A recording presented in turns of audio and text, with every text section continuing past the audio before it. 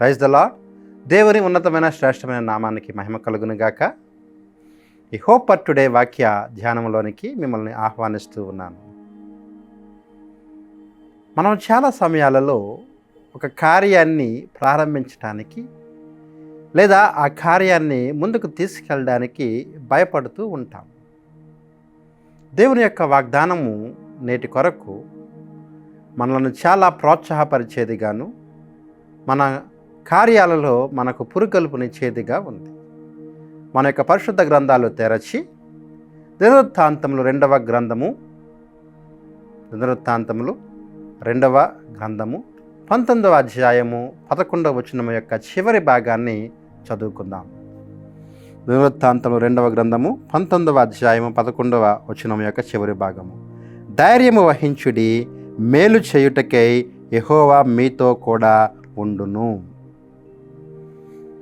ఈ మాటలు పలుకుచున్నది ఎవరు అంటే రాజైన యెహోషాపాతు.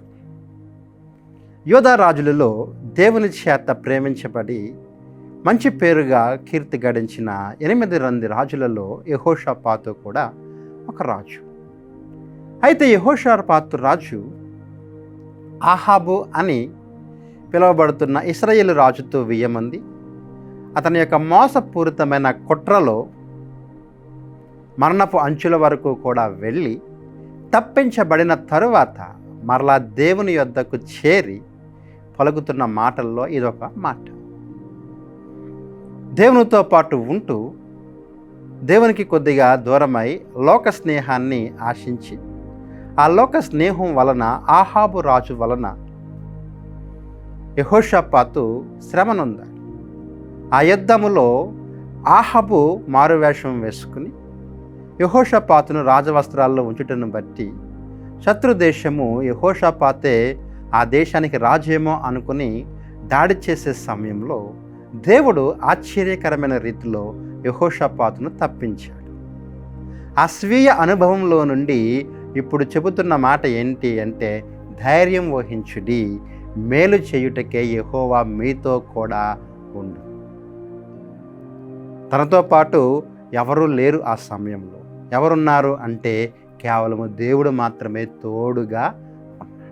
ఆ స్వీయ అనుభవంలో నుండి, తన యొక్క స్వంత అనుభవంలో నుండి ఇప్పుడు కొంతమంది న్యాయాధిపతులను తన రాజ్యంలో ఏర్పాటు చేసి వారితో చెబుతూ ఉన్నాడు, న్యాయాధిపతులారా మీరు ధైర్యం వహించండి, ఎందుకంటే దేవుడు మీతో ఉన్నాడు.